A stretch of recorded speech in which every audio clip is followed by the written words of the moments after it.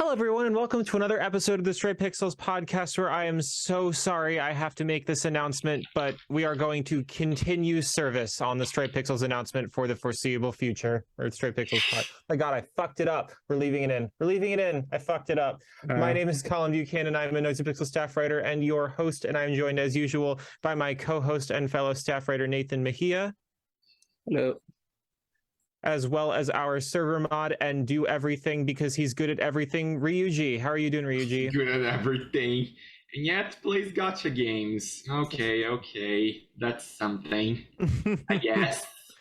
So, Ryuji, you have something of a personal interest in our topic number one today. So, do you want to go ahead and announce what happened the other day? Why, yes, I have a lot of stuff to talk. First of all, Final Fantasy VII First Soldier is shutting down January 2023. I would say the date, but I forgot what day exactly was going to shut down. My apologies. This is a pretty solid in advance announcement too.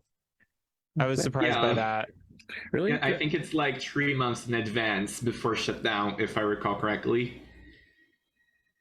Don't they usually happen about 3 or 4 months? I thought. I don't pay attention. So the game has also not been out for very long. Usually a game that's been running for a while would get 3 or 4 months or potentially even more. And I think they also said they're still developing content for it. It's also because I believe it's the first anniversary. The first anniversary of First Soldier is very close, so I guess they're just gonna develop content from that, and then it will enter the fabled Ice Age period where there's nothing to do. I mean, kind of weird that they would do any content that is going to go away in 3 or 4 months. I mean, I'm sure that this is stuff that was already finished. Yeah, I also think that's pretty much it. But this game's kind of got a bit of a storied history, and we've talked about it before. But basically, the First Soldier was announced at the same time as another mobile game called Ever Crisis, which we only have a preview of that very, very quickly showed gameplay, but that's supposed to still be going into open beta or closed beta sometime this year. We don't have a more specific timeline on that because they haven't really mentioned it since the Final Fantasy VII Rebirth stream happened. And they were still very much advertising for Soldier during that, but this game has a lot of strange baggage to it. Primarily the fact that it is mobile exclusive. And I hated it because I'll be honest, First Soldier, it had potential. It had, maybe if it had a console or a PC port, I would have given it another chance, but it's not suitable for mobile controls. Do you mind if I just kind of explain what the game is very briefly? Oh, sure, go right ahead. So Final Fantasy VII The First Soldier is effectively another entry into either the compilation or the remake timeline. I don't know if the game has enough plot to really fall into one or the other. But yeah, they kind of justify it saying it's the story that predates even Zack, I believe. Well, I mean, obviously given the title, but it's a battle royale game where the in-universe justification is that you are playing as basically a bunch of trainees who are competing to become part of the elite soldier unit. And it's honestly the budget for this was not small. This is one of the best looking mobile games that exists, but being that it's a battle royale that's mobile only, it was pretty obviously developed to market towards the Fortnite and PUBG crowd, especially because Fortnite is still unavailable through official mobile app store ecosystems. Oh wait, it's still not out in yet. No, I have been keeping up with Fortnite news. I think that the lawsuit might still be ongoing between Epic and Apple, and Google, I think, is just staying out of it. Because you can still technically sideload the game, I think, from I Epic mean, yeah, if you have an Android phone. yeah. Android, But it's not just officially grab the getting updated. APK and you're good to go. Yeah. Yeah. But the problem here, the first problem that I saw, because I think we were all expecting this to get like some kind of port at some point, and it just didn't, was that the demographic of the demographic of people who have enough time to play these games on their phones, and by these games I do specifically mean battle royales that require like a pretty significant amount of time spent all at once that you cannot put down for any amount of time. You have to like complete an entire match.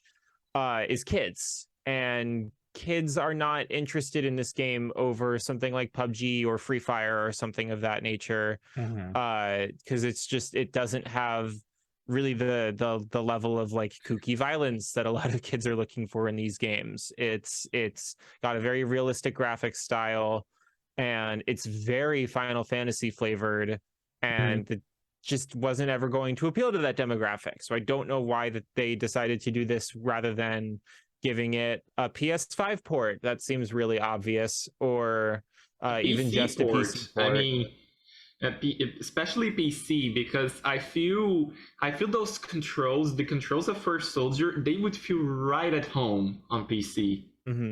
Like have some keys assigned for the materia and aim with the mouse. It would be like as our great philosopher Scott DeVos would say, it's a match made in heaven. Or a match made in console, I forgot what was the actual phrase. And I'm going to kind of rewind what you said, Colin, is that it was very realistic, but those graphics kind of came at a price. It absolutely chugged on anything other than a high-end flagship. Yep. Which is weird, because high-end flagships are not super common in Japan. I mean, the phones that are most common in Japan are iPhones. I know that for a fact, because like most of the carriers in Japan carry an iPhone of the sorts. It's really rare to see. Android is kind of popular, but it's not as popular as Apple. Okay. And I think that game struggled on unless you had like an iPhone 10 or later. I don't remember. I don't have an iOS device, so I can't really. Well, the point is that you needed a phone with some kind of high-end chip in it to be able to effectively play the game, and you couldn't, like, any game that has graphics like this. I also ran into this when I used to play like Dislight, for example. You can't really emulate through BlueStacks either. It just is. It's going to chug or it's going to artifact. It's not going to look good or be playable. So it's kind of the worst of many worlds in terms of finding an audience that was going to stick to it, and they held out longer than a lot of people thought that they would. But this is just adding another to the pile of dead mobile games. And we also, I was waiting for you to say that, because I actually saw a little trend, like when it comes to companies. Like up until now, it was Bandai who kept throwing their different IPs with gacha games and see what sticks. But this time, the ones that are throwing all their IPs at the wall and then shutting down what doesn't stick is Square, which is sort of weird. Well, so Square has developed and then shut down 3 major mobile titles. I guess technically 4, but I don't really count All the Bravest. I don't think it was supported for very long. And 2 of them shut down this year. So the very first one to shut down was Mobius Final Fantasy, which was yet another like weird prequel to Final Fantasy 1, just like Dissidia is. And it used this really strange card-based battling system, but it was like this very high budget, very pretty 3D graphic, like, you know, production value drenched mobile game that also ran a little bit slow on anything that wasn't a high-end phone.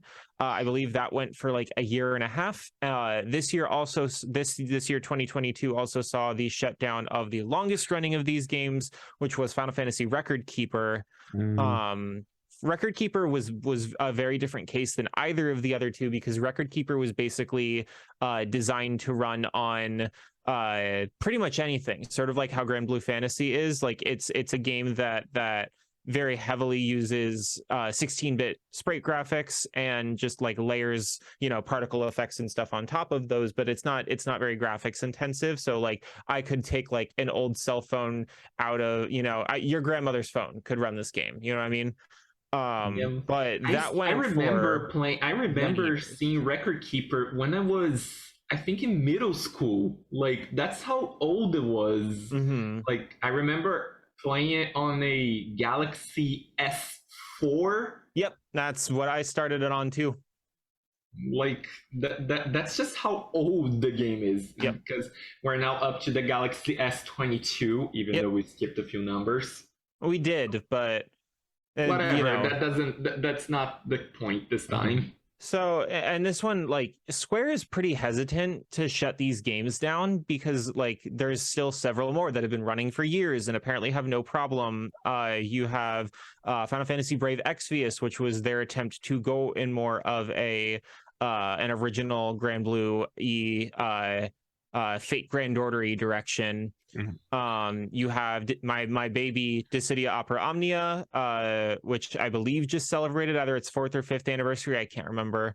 Yeah, I think it's 4th anniversary for Global, and for JP, I think it was 5th anniversary because I believe Global is like a year behind. That makes sense. And we actually just got a content announcement for it today. They're bringing Vaughn's brother to the game in a future update, so that's cool.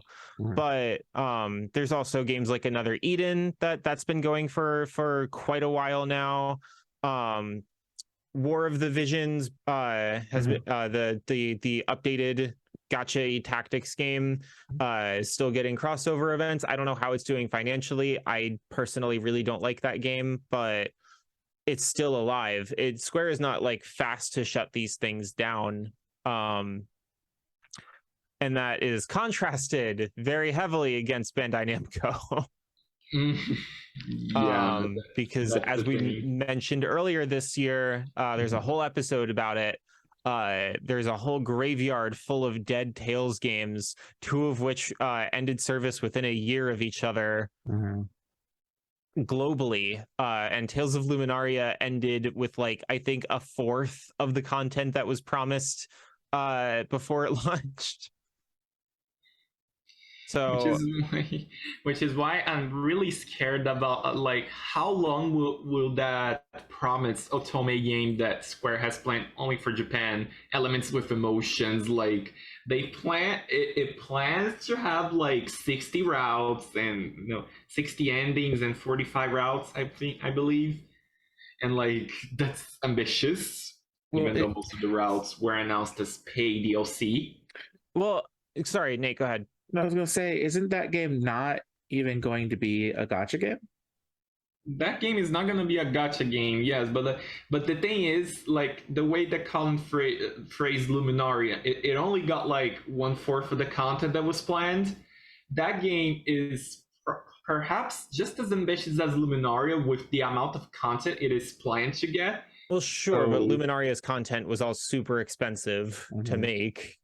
And it was bleeding money from day one.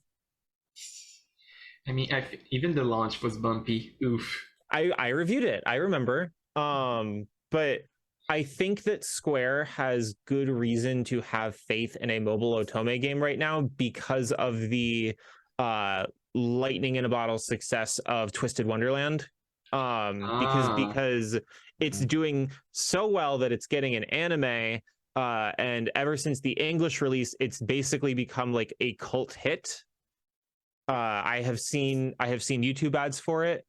I have seen loads and loads of cosplayers when I go to conventions. I sell merch for it that sells out at the booth that I help out with.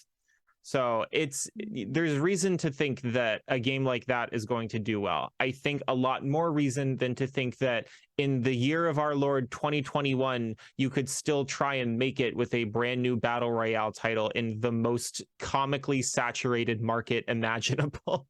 Mm-hmm. It's also like Twisted Wonderland is basically Aniplex's cash cow because it's also maintained by Aniplex. Yes. Last month, and I'm looking at the respectable Japanese site here. It's like the game with the in second place with most revenue to its contemporaries. That is the game directed towards a more female audience. Which is fascinating because Twisted Wonderland is not a game that remotely pushes you to spend money on it. It's very much a story-driven experience that really does not rely on the cards and the levels much at all, and is much more of a visual novel with rhythm game elements than it is a battle. Sorta, yeah. A battler. Like you have your cards, they have levels, you train them like in any other gacha game, but that element of the game is so toned back that it's like easily third place behind the other two parts of the game. And that's a distant third place. For every fight you get into the story, you'll go through like 2 or 3 songs. So I have hope for that. And I have hope that Square is going to look at these games that are generous with their content to the player. Maybe not to the point of Luminaria, because Luminaria made the gacha functionally pointless because the story mode enemies would scale with your power level. So unless you participated in multiplayer content, there was almost literally no reason to even pull with all the free currency that it gave you. But they, I hope that they learn a lesson, because speaking of an ambitious amount of planned content, Ever Crisis is trying to adapt like 5 games into one, and one of those games is the entirety of the original Final Fantasy VII.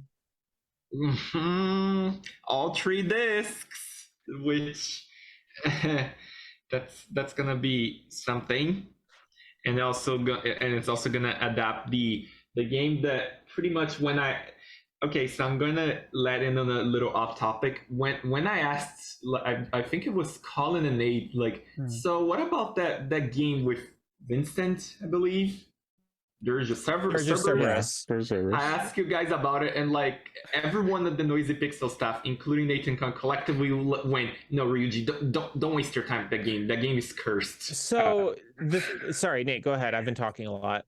No, I've been really quiet in my head a little bit too much. I was gonna say on that, Ryuji, I was the only one that said no, play it, and that's chaos because I was just memeing. The thing with Dirge of Cerberus is that it's deeply stupid, but I think that like the story divorced from the awful gameplay could at least be entertaining, and that's something that hopefully Ever Crisis is going to deliver on. Because like it's a game with a really like frustratingly stupid plot, but it could be like a so bad it's good type thing if you didn't also have to wade through the terrible shooting in order to actually experience that plot.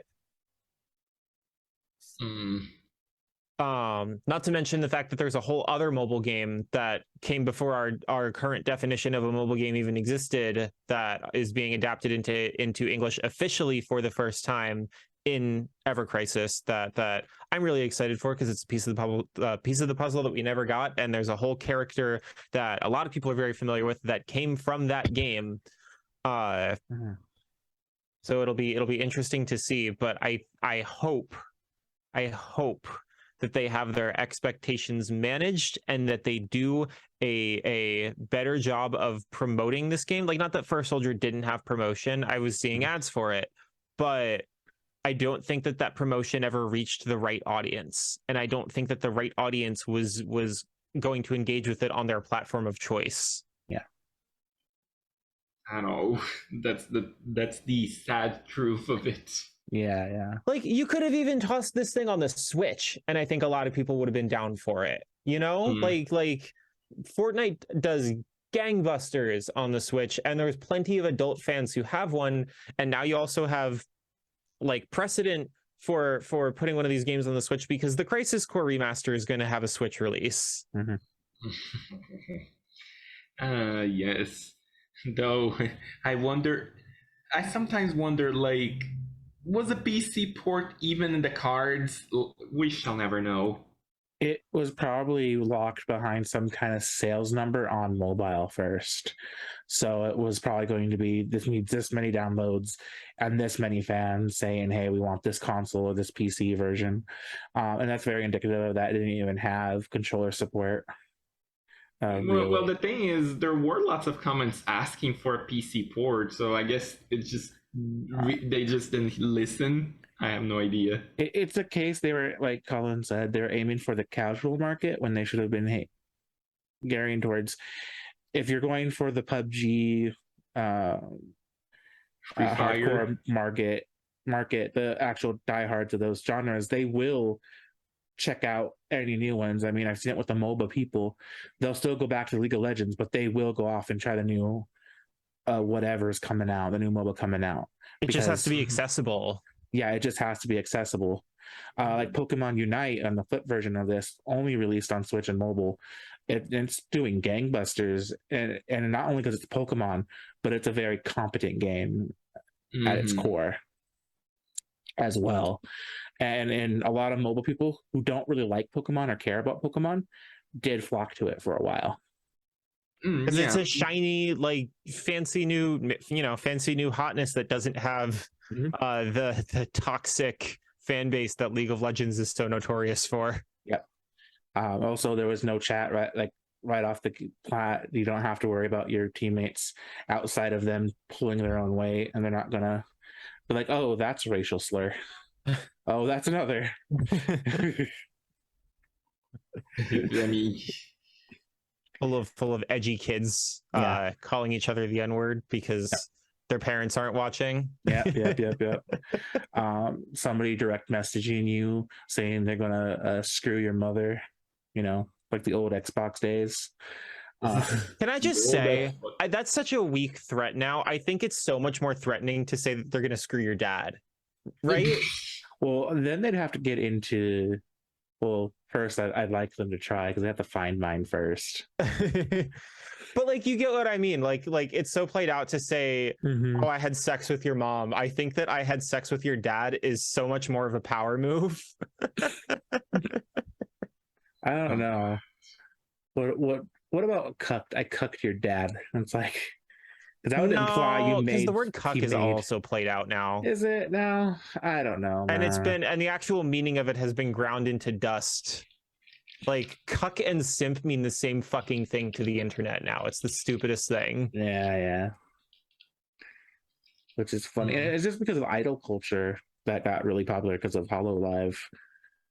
I think that the other thing that First Soldier needed and did not have was a plot. I think that a lot of people are invested in this universe, but I think that like a lot of them are invested insofar as like it keeps world building and delivering compelling characters. And having no characters was never really going to draw in the Final Fantasy audience, Like, yeah. I mean, you had the materia, but that's about it. Yeah, that's it. Well, my issue with that is that how would you do story in a completely mobile online only I don't context? know, like it's shitty, but you could do what Dissidia NT did and just like give the player points every so many matches. They unlock like a story cinematic or something like that until all the content's gone and they have to wait till next season. I don't know, like do something, because even if it's really cringy like Type 0 or something like that, which I suspect that it would be, at least it would be something for people to latch onto and keep them coming back to the game when there's so many other options out there that they could be playing instead. Even if this one's like particularly good, just the fact that you can only play it on the phone just would make me less likely to play it on a regular basis than something that I could sit here and play on my PC or sit on my couch and play in my living room on my big TV with my fancy PS5. Fancy PS5, which has recently completed 2 years. Whoop-de-woo. Yep. Yeah. And maybe that'll be what we talk about next week. That would be a good topic.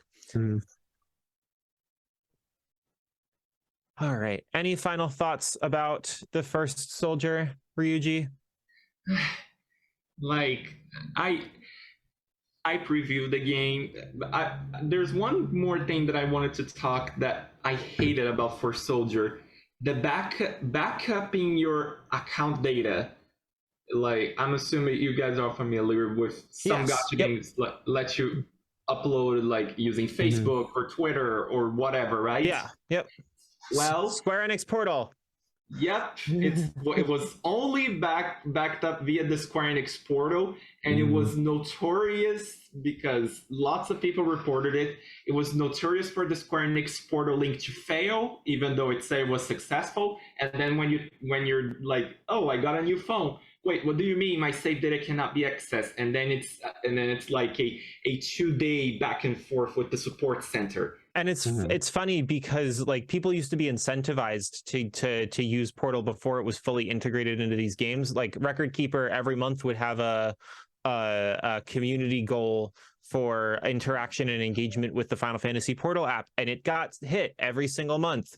And then they started forcing people to use it. I'm thankful that Dissidia Opera Omnia doesn't do that. They just make you watch a live stream.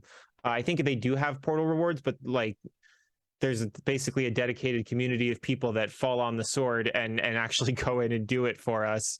Yeah, I think a lot of this. I think I remember seeing a lot of these city YouTubers just say, "Guys, yeah, the portal rewards, people are just gonna get it. You don't have to worry about it. Mhm. Just think about, oh, this The new whales weapon will is handle it coming. for us. They have the time. Yes, Mhm. they have the time." And and okay, my last thoughts about First Soldier, and it's something that Nate actually told me. First Soldier did get controller support, albeit partially.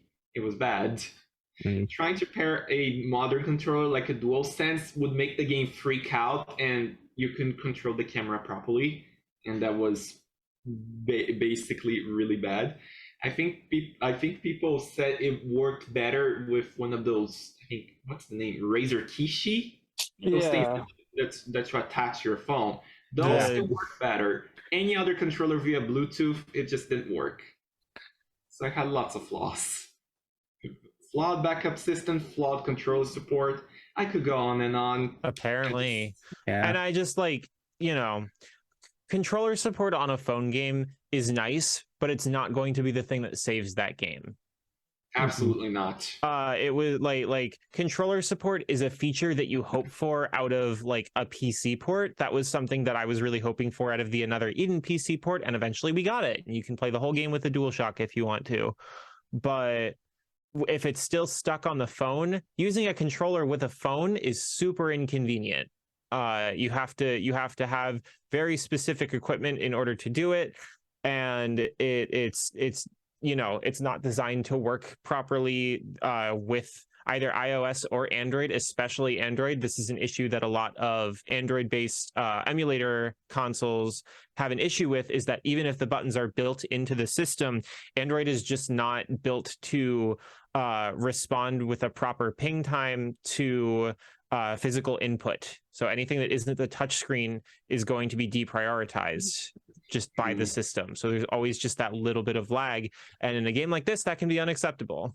Yes, especially in a game where that one ping can be like what gets you killed. No, though there was one like cheesy strategy you could do. I sure did that a lot in First Soldier, where basically hide, just hide and grab some weapons here and there, and watch as the pros just, I don't know, kill each other. And Clean then where up. there's like four or three players remaining, just come out of your hiding spot. Even if you die, you are at least like at a very high place in the ranking. Mm-hmm. Mhm. That's what I did all the time, and it worked. Nate, do you have Most any of the thoughts on yet another corpse being added to the pile of dead battle royale games? Uh, Good, because battle royale games will never be what I would want a battle royale game to be. Which is a game based on the novel Battle Royale. Yes, 100%. Just give me that. And even though its origins came from that novel and the movie, I think more than book or so the movie, it's just people like, and by people I mean the fans just took it and turned it into something that's what it is, what it shouldn't have ever been, and I don't think should have ever got this popular. And Fortnite is a problem. So to touch back on what I said before about people wanting world building, I am someone that has played probably proportionally a lot of Fallout 76 compared to a lot of other people, and Fallout 76 very briefly introduced a seasonal event that gave us a battle royale mode, and I was not playing at the time, but a lot of people were mocking the idea because the game's already, you know, it's notorious for being buggy. The shooting, like the actual iron sights shooting in Fallout has always been pretty widely mocked. And the event kind of came and went without a whole lot being made of it. But eventually they added the actual zone, the vault in which the mode took place, to the overworld map. You could go there in the regular mode of the game. You could explore, you could walk around, you could find out what the deal with this vault was, because all of the vaults, like, you know, have a ton of backstory to them about like what exactly was going on in there, because none of them were actually just meant to house people. And the writers had crafted this like absolutely brilliant tale of a vault that was equipped with a supercomputer designed to find the perfect leader.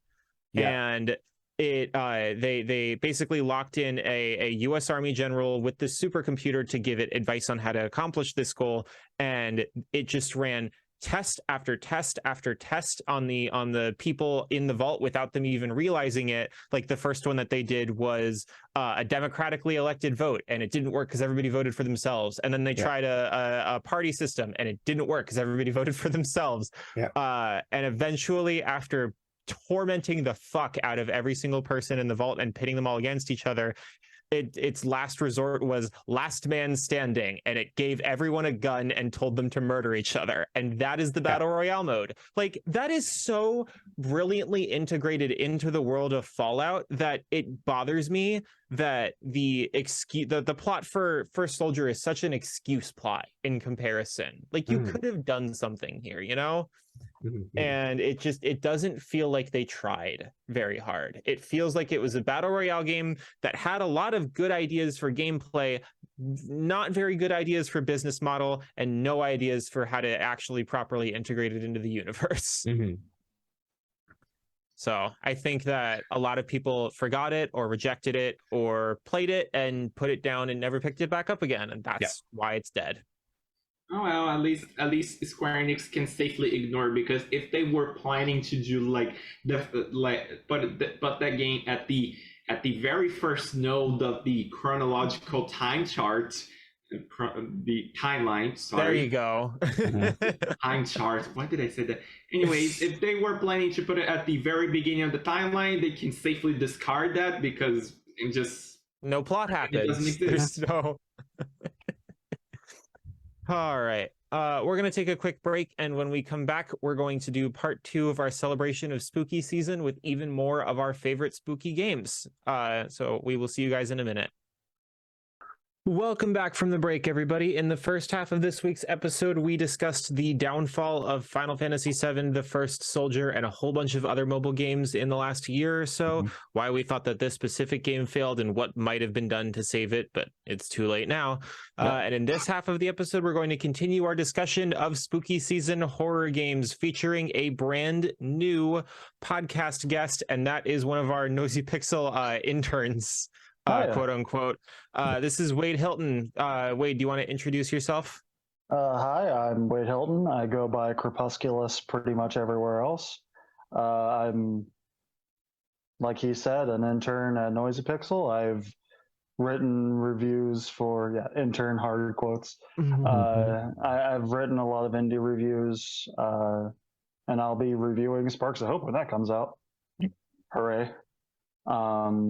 And I really like RPGs and pretty much all games. So horror games are exciting. I like horror games. Yep. So the way that we did this last episode was basically just as a round table. So we just kind of go around taking turns discussing where we feel it merits discussion. and then the next person goes, and the next person goes. I want to start us off with the game that I wanted to segue into last week and didn't get the chance to because we ran out of time, which I expect to happen this week as well. Yeah. And that is Resident Evil Village, because it was in my top 5 games of the entirety of last year. And I still think about it on a regular basis.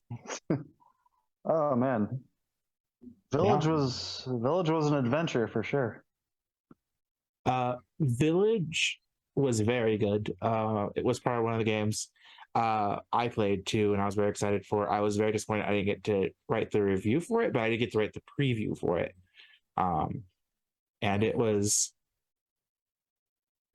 pretty excellent. I like that it tries to go in that more supernatural horror aspect of everything that Resident Evil 7 kind of started. It was still very much a biohazard type area, but I got really into the habit of calling it a bio curse, which is pretty apt considering there are some psychic shenanigans kind of sort of going on. Yeah, I mean, especially when it comes to figuring out what the plot of Resident Evil wants to do. I feel like ever since 4, it went so far off the rails that there were no real rules anymore. So going more supernatural seemed to be the only real avenue to them left after 6, especially. Being the Resident Evil aficionado I am, Resident Evil 4 was originally supposed to be a supernatural horror. Yeah, it was the demo. One of the builds for 4 ended up becoming Devil May Cry. I remember that. Yep. Back when we stand Hideki Kamiya, but I don't know if we do that anymore, unfortunately. As of yesterday. As of today, yeah, no, not so much anymore. Shot himself in the foot pretty hard. Can of worms. A whole can of worms. I'm sure that'll be a topic for another time, though. Yeah.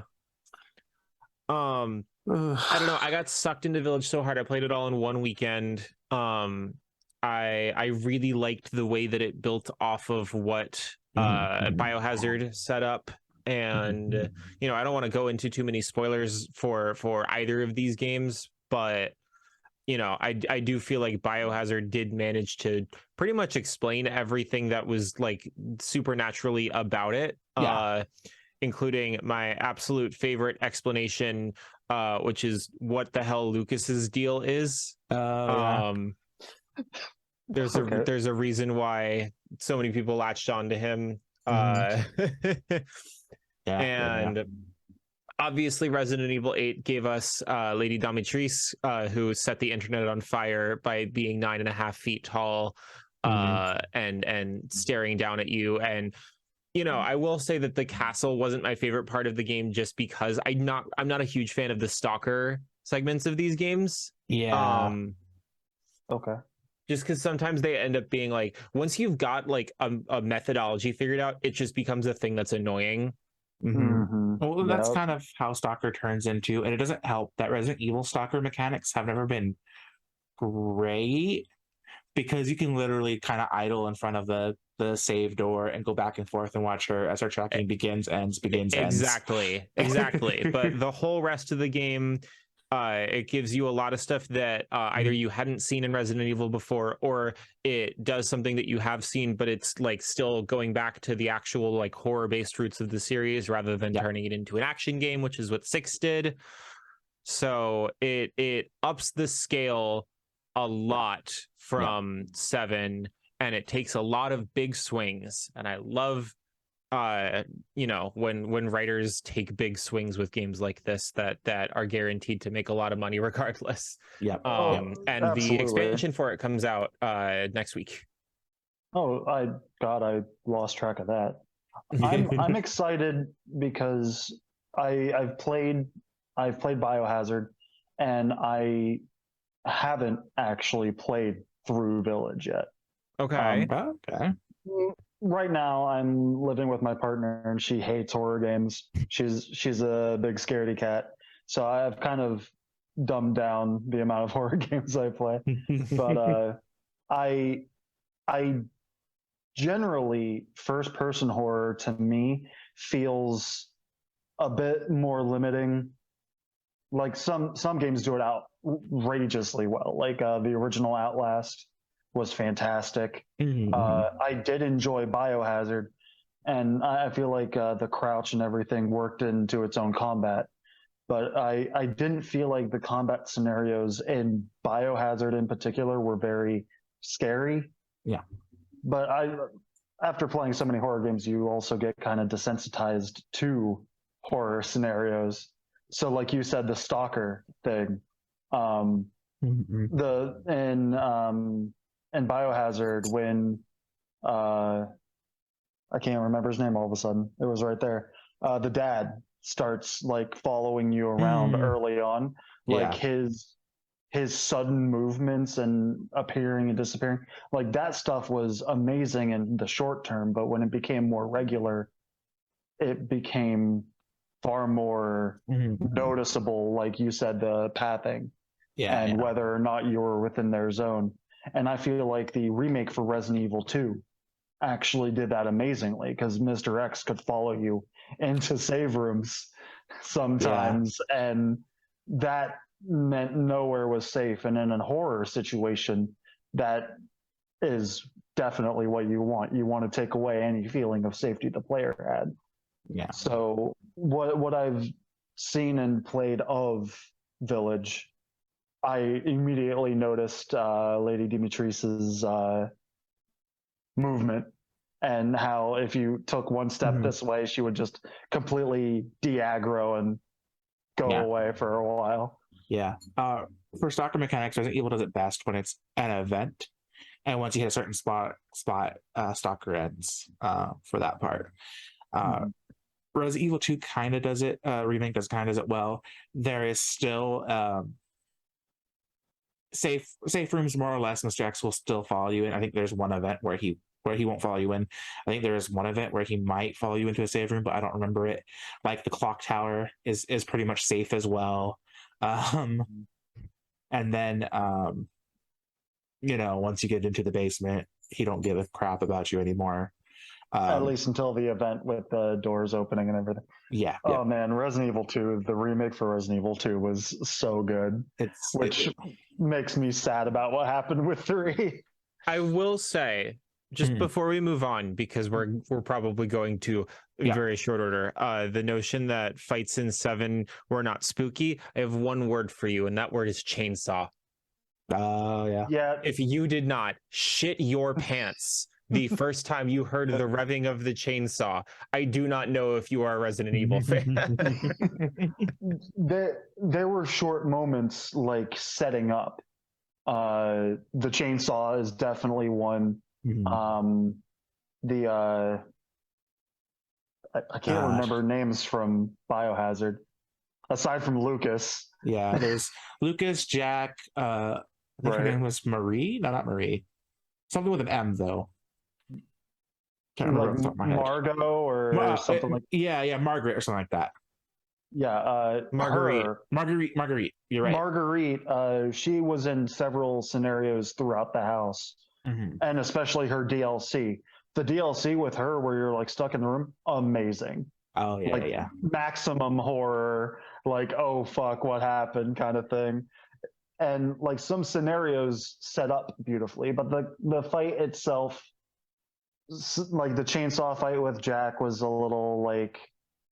After it first started, it kind of like it felt like it might have lasted a little too long, and you get kind of in a rhythm. Like that's a problem when you add combat to a horror situation in general, and not many maintain the horror throughout the battle scenario. But that doesn't make it any less like tense. The chainsaw moment was like, oh fuck. Yeah, like and I will say this. Resident Evil has always stuck itself in the B horror grade. The remakes 1 and 2 and 3 remakes put it in a more serious light, but I've always considered Resident Evil to be very much B grade horror. Campy horror, baby. Campy. very campy. And that's what that fight with Jack was them going back to screw it. He is going to pop off like he's a slasher. And that's what Jack is to me, is that he is a slasher in essence. I fully agree with that. Like, they had to lean into it, and I feel like that's where 5 and 6 in particular kind of lost what made the series scary. But before we do move on, everyone hates on 6, and there's reason to. But when it comes to how the narrative was building up, 6 was the ultimate climax to how they were building it, because it went worldwide. You saw the effect of everything happening, and it did it in a very cinematic, grandiose way. And I can't argue with how effective that was. But yeah, it really anymore, which is not what you want from a Resident Evil game. Let's see here. I'm trying to remember the name of it. I have it here on my PS5, so I'm just looking at it real fast.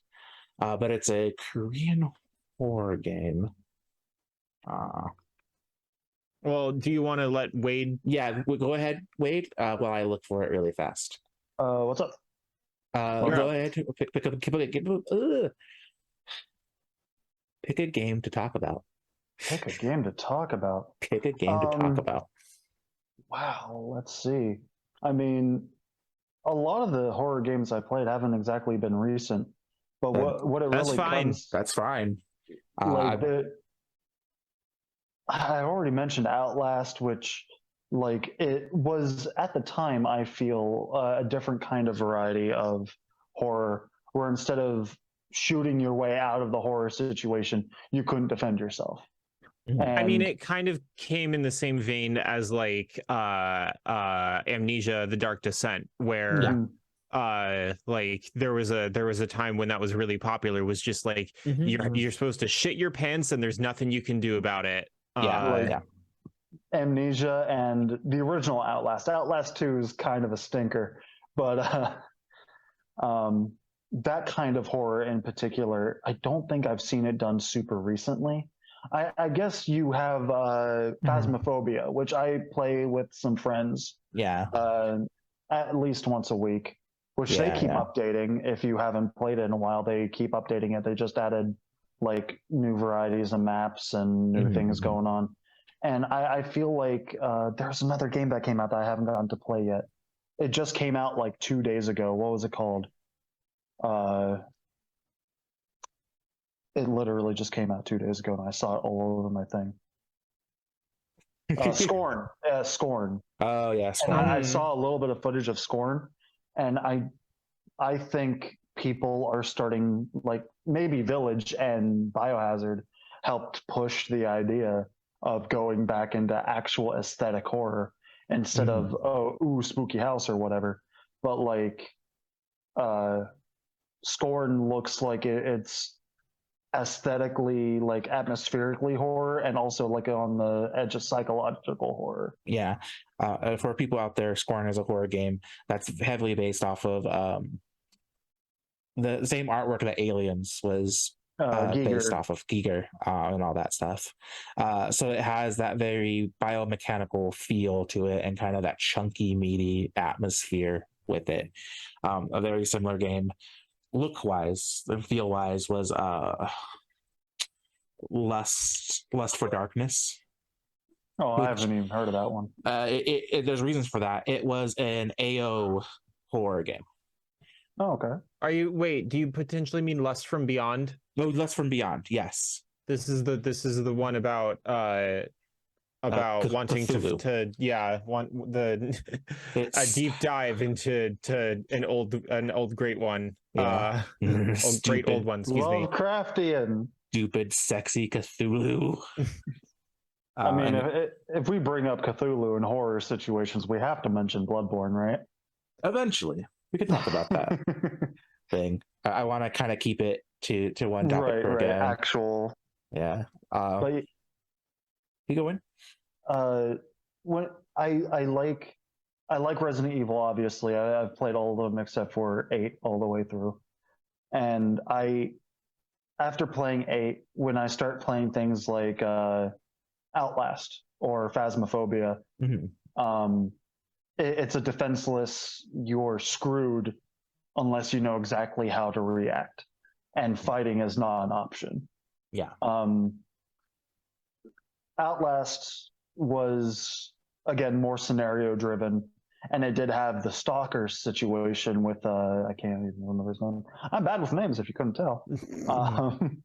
But like the lead stalker in that game was also kind of like pathing based, but was also as fast as you, so you could never really get away. You could only like barely get away. Yeah. And then like in Phasmophobia, unless you've studied, you know, what scenario you need to be in, certain ghosts can actually find you if you're hiding. You know, some ghosts are more likely to respond to this or that. Yeah. So like it's a lot of, I'd say Phasmophobia isn't necessarily scary when you know what to expect, but it's people going into it for the first time before they actually get to study everything. And if they think of it like a fresh monster hunting, like a ghost hunting experience, Phasmophobia can be legitimately terrifying because there's all these different kinds of audio sequences that can happen. Phones can ring randomly. Like there's all these different scenarios that fit between a psychological mess with you kind of scenario, a fear of the unknown scenario, and also like kind of feeds into like 90s and early 2000s horror movies in particular, like red lights everywhere or power flickering. It does very well in that kind of sitting, in that entire situation. So it really lends itself to being terrifying as long as you don't become obsessive about knowing what to expect. And to me, that's very on the line of like how horror kind of moved away from that and became, in a lot of horror cases, like if you look at Dead Space, the Dead Space series, it started like that with ambient lighting issues and weird noises and creepy creatures, and then turned into an action game by the third game. Well, yeah. We did discuss that Yeah, we in did part discuss one. that. Not that I'm like opposed to talking more about Dead Space. I'm always up for talking about Dead Space. Right. Yeah. But Nate, did you come up with? Yes, and it's actually a kind of a genre you don't really get to see very much anymore. But I particularly fell in love with a Korean game called The Coma, which is a 2D horror game, and it is like a platformer almost, except you can't jump, you can't do anything like that, but it's in that same style. And all you can do is the soccer game where you're running from a nightmare version of your teacher, because the main story is that you play as a kid who got detention because he's failing all his classes, and he's kind of a loser. So he ended up staying too late in school to detention. He fell asleep. And it is a nightmare version of where he gets to see nightmare versions of all his school friends and enemies, but as well as like a couple other people that got stuck in there with him. It's very reminiscent and feels very much like Silent Hill, except if you gave it some mild Asian teen drama as well. And it's relatively short. People can beat it within 3 to 4 hours, and the trophy to beat it in less than 2. That sounds about right. And its mechanics are relatively easy when you know how to deal with the stalker, because she's much like every other stalker. Bathrooms are very safe for him because she will not check stalls unless she sees you run into a stall. And everything, but it's very interesting how they pull it off, and you don't get to see that aspect of horror where you only see this much in front of you and you're back and forth, and so the killer is on the same plane as you, so you can't like skirt like this. You always have to run past them or run around them, like going up a floor, down a floor, you know. all that kind of Mhm. cool hijinks. Then every time you go into a room, you can force her to load, and it was a very cool experience. I think I've played the game at least 4 times now, all the way through. Oh yeah. Yeah, I recommend everybody get it. It's on Switch, PS4, I think maybe Xbox and PC. All right, Neat. cool. Yeah, That really good. actually reminds me a lot of a game, an indie game that Mhm. was on like PlayStation Plus years ago. Like I'm thinking like 3, 4, or 5 years ago, called Claire. Oh, Mhm. yeah. That was a 2D side-scrolling kind of horror game that Mhm. I don't think it had a stalker situation. It was more ambient psychological horror going on, Mhm. but it was a similar concept, and it's really interesting to see horror games in a 2D perspective Yeah, as opposed to 3D. yeah. Because horror, um, despite a couple other ones, like I think we talked about Clock Tower last time, pretty Oh, much stayed in the 3D realm. Even Sweet Home was technically a very technical 3D view because it was first person, kind of like Mhm. an old dungeon crawler. mm-hmm. Um, and so it is interesting to see it regress back into 2D, which was when it was a genre that relatively got popular in the 3D era. Mm-hmm. Because famously, the first big game to make it really popular was Resident Evil, with Alone in the Dark being its grandfather, essentially. Right. And God, you mentioned Clock Tower, and like that game was terrifying. Mhm. It was a random ROM I picked up like a long time ago. I was still like early teens and playing through Clock Tower. Wow, what an experience! Yeah. Um, Clock Tower is an interesting experience of blending horror and point and click adventure together, which works very well, I think. But anything you want to talk about next, Colin? Yes. It's funny that you mentioned Silent Hill. Because I want to talk about PT. Okay, that was Oh also. God, yeah, shit. So my first question is: have you ever heard of the PT theory about what it's really about? What's the PT theory? So the theory is that it is a game that Kojima made about his departure, his impending departure from Konami.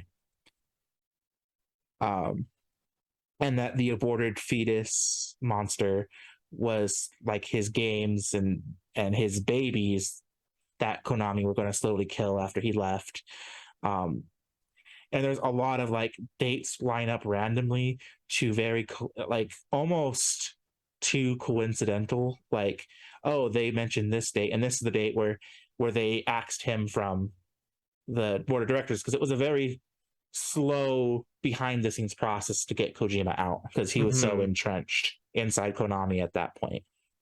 It's a very interesting video, and I almost believe it's true. I do believe that it is in itself was never meant to be part of Silent Hills. No, I mean, I think so. Okay. Really quick backstory, Yeah. because I'm sure that there are people that don't actually know what this is, but they've heard of it before. So PT was a game that was basically shadow dropped during E3 2014, I want to Yeah. say. Sounds right. It was a free PS4 title that was dropped onto the PlayStation Network, and no one really had any idea what this thing was. Konami announced it; it was suddenly there, and basically, it's a very obtuse horror game where you are effectively walking in a cycle through the same house over and over again, and trying to figure out what it is that the game wants you to do next. And it's very trial and error because that is the intention. It is supposed to be a game where you kind of have to like throw everything at the wall to try and figure out what it wants you to do next. Yeah. While not knowing what might be around the corner every time you do it, because you don't know if you've tripped the next flag or not. and there's a fuckload of creepy imagery in it. There is the ghost whose name is Lisa, who follows you around from time to time and slams doors and shit. Yeah. And that is, of course, a reference to the nurse from Silent Hill 1, whose name is also Lisa. Eventually, if you go in the bathroom, you will find an aborted fetus in the sink that cries before you go in. And it's all a lot. But it's very much a game that takes advantage of the fact that nothing is scarier than not knowing what's going to happen. And at the end of it, if you manage to solve all of the puzzles, it reveals a shot of Norman Reedus walking down an empty, rainy city street, and cut to the title, which is Silent Hills, not Silent Hill 5. That was kind of confusing because people originally thought, oh, Silent Hill 5. No, it was Silent Hills, and it turns out that PT stands for Playable Teaser. Yeah. And then, of course, several months later, Silent Hills was canceled. And PT was delisted from the PlayStation Store, and not only was it delisted, but it was flagged on the back end so that you could no longer re-download it. And actually, very recently, the very first thing that was shown off on the first quote unquote successful PlayStation 5 jailbreak was someone managing to install PT on their PlayStation 5, because it is actually also blacklisted from the list of games that you can transfer from a PS4 to a PS5, because Konami wants this thing as dead and buried as possible. They want no one to ever talk about it again. And I hate Konami, so I love talking about it. Fuck them. Because this game was extremely promising. It actually inspired a fuckload of indie projects that were very, made by people that were very pissed off about the fact that it got canceled, most notably Allison Road, and even more notably Resident Evil 7, because Resident Evil switched to a first-person perspective after it worked so brilliantly in PT, and everybody got really excited about it. Even more so, this was kind of where the start of the random Kojima will do whatever randomly suits him, because the story also goes he was never even supposed to announce it or release it, that he did it behind Konami's back, because behind the scenes Silent Hills was already canceled. They just didn't do the announcement until 3 months later. But that's what drives me insane. They have two very powerful IPs, one of them being Castlevania, which, aside from the anime, which was phenomenal, they've pissed away into the wind. And then you have Silent Hill. And 3. Of course, 3. Yu-Gi-Oh. What was the third? Yu-Gi-Oh. Yu-Gi-Oh. Well, they're still milking Yu-Gi-Oh for everything it's worth. There's that new battle royale 1v3 kind of thing going on. I haven't tried it yet. It's like Cross Duel or something. I saw footage of it. But Konami has these outrageous powerhouses, Metal Gear Solid as well. Yeah. But they already took that out back with a shotgun with Survive. And when PT hit, it was the most downloaded game on PlayStation its entire run. Nothing could beat it. It was critically panned. There were Reddit threads and all this publicity, and it was streamed constantly. There were YouTube videos exploding about it. It was the most publicity a demo has ever gotten in the history of video games. And the only thing to get close even since then was the demo for Resident Evil Biohazard. The beginning hour. The beginning hour. That demo got as much play because they took concepts from PT and put it in the demo even. And they took that philosophy with the demo, and it was so impressively done that it still stands on so many people's lists of horror experiences, because it was a demo. While there were different things that you needed to flag and everything, it was almost randomly generated as to what order things would happen, so you never had the same experience twice. So it was effectively its own game. So it was. I always say that PT was its own standalone little tiny mini game, because I think the way it works in the background is that it rolls a bunch of numbers to even determine what events will even spawn, when Well, they yeah, will you get a spawn. seed. Yeah.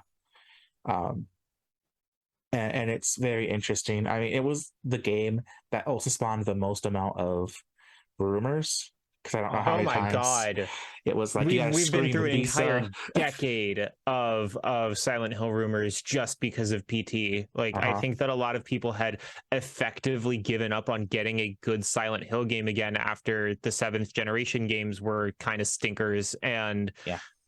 so nobody really, like, there were people that longed for the good old days, but Silent Hill had never been talked about as much as it was when PT came out. And that's what drives me insane about them canceling it. That game would have printed money. Like it would have been one of the best-selling horror games of all time, like bar none. Like the hype for this game was outrageous, and people were so sold. With Konami, and they basically came out and said this at the time, was Konami seems to think that anyone can make a video game, and individual creatives and auteurs do not have anything to do with the success of a game, and that's why all of these Silent Hill games, even up to the ones that we know are coming out now, are all being farmed out to other developers. And now they kind of have no choice, because the team that made the original games has scattered to the wind because they weren't getting any work at Konami. But they genuinely seem to think that, like, all of these properties that they have can be completely divorced from their creators and still do well. That was a point that they were very deliberately trying to make with Metal Gear Survive, and they fucked it up, because Metal Gear Survive, you know, it's not literally the worst thing anyone's ever played, but I mean, it's such a like a clear example of, we have no idea what made this series popular. We're going to make this thing on the cheap. We're going to stuff it full of microtransactions to the point where you have to pay for a second save slot. Jesus Christ, I forgot about that. It drives me up the wall. But fuck Konami. I'm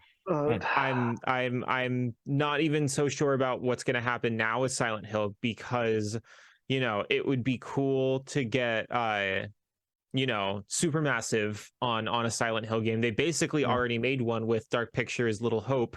But instead we get Bloober Team, who God, you know, oh my God, the Medium's hitting PS Plus Extra this month. I highly encourage you not to check it out, because it's a game that blames abused people for being abused. It's a victim blaming narrative. Absolutely, it is.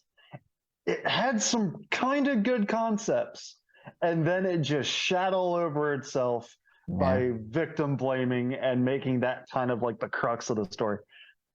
I mean, both of the Layers of Fear games sound cool on paper.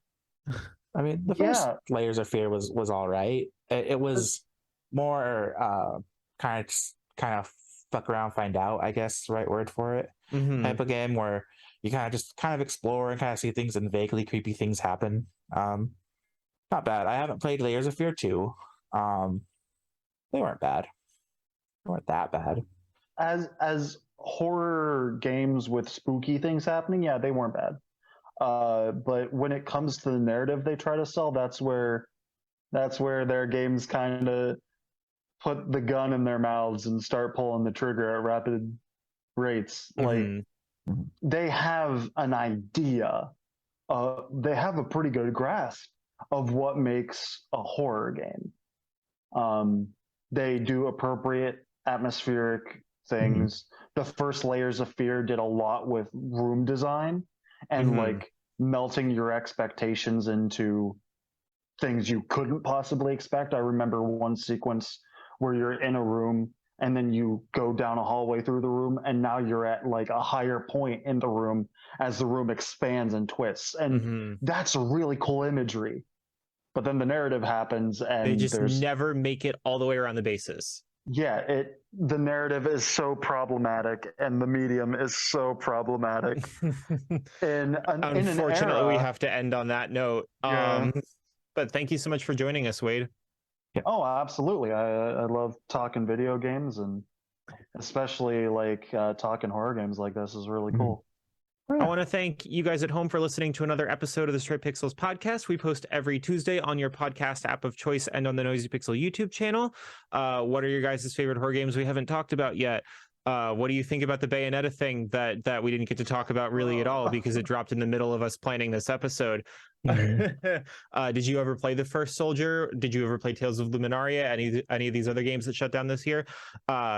Let us know in the comments on YouTube. If there's anything you'd like us to talk about on a future episode, you can also leave a comment under this video or talk to us on Twitter. You can find me, Colin, at the Arcane Ranger, Nate at less than Nathan, Ryuji at Ryuji Blades, Wade at Crepusculus XIV. That's CREPUSCULUS XIV. And the website itself at Noisy Pixel News. The Stray Pixels podcast is brought to you by NoisyPixel.net. Noisy Pixel is run by a group of gamers who work hard to bring you the latest news, reviews, previews, podcasts, and more. Please join our community Discord server to talk nerdy with us, and like, subscribe, and follow to keep up with our future content, and we will see you next week. Bye!